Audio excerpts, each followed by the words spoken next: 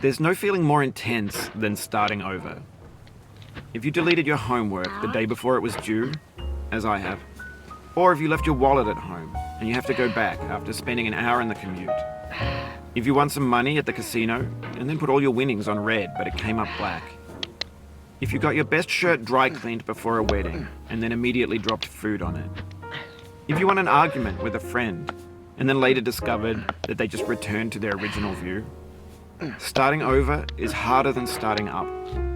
If you're not ready for that, like if you've already had a bad day, then what you're about to go through might be too much. Feel free to go away and come back. I'll be here. Alright, thanks for coming with me on this trip. I'll understand if you have to take a break at any point. Just find a safe place to stop and quit the game. And don't worry, I'll save your progress, always, even your mistakes. This game is a homage to a free game that came out in 2002, titled Sexy Hiking. The author of that game was Jazzuo, a mysterious Czech designer who was known at the time as the father of B games. B games are rough assemblages of found objects. Designers slap them together very quickly and freely, and they're often too rough and unfriendly to gain much of a following. They're built more for the joy of building them than as polished products. In a certain way, Sexy Hiking is the perfect embodiment of a B game. It's built almost entirely out of found and recycled parts, and it's one of the most unusual and unfriendly games of its time. In it, your task is simply to drag yourself up a mountain with a hammer. And that act of climbing, in the digital world or in real life, has certain essential properties that give the game its flavor. No amount of forward progress is guaranteed. Some cliffs are too sheer or too slippery. And the player is constantly, unremittingly in danger of falling and losing everything. Anyway, when you start Sexy Hiking, you're standing next to this dead tree that blocks the way to the entire rest of the game. It might take you an hour to get over that tree, and a lot of people never got past it. You prod and you poke at it, exploring the limits of your reach and your strength, trying to find a way up and over. And there's a sense of truth in that lack of compromise. Most obstacles in video game worlds are fake.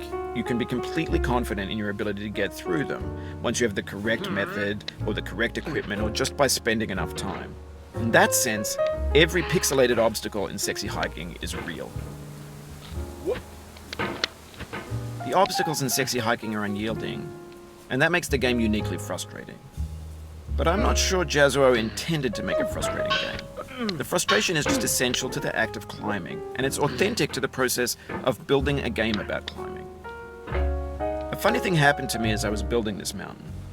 I'd have an idea for a new obstacle, and I'd build it, test it, and it would usually turn out to be unreasonably hard. But I couldn't bring myself to make it easier. It already felt like my inability to get past the new obstacle was my fault, as a player rather than as a builder. Imaginary mountains build themselves from our efforts to climb them, and it's our repeated attempts to reach the summit that turns those mountains into something real.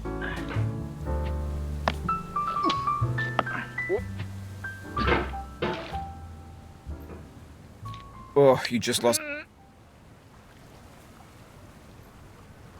a lot of progress. That's a deep frustration, a real punch in the gut.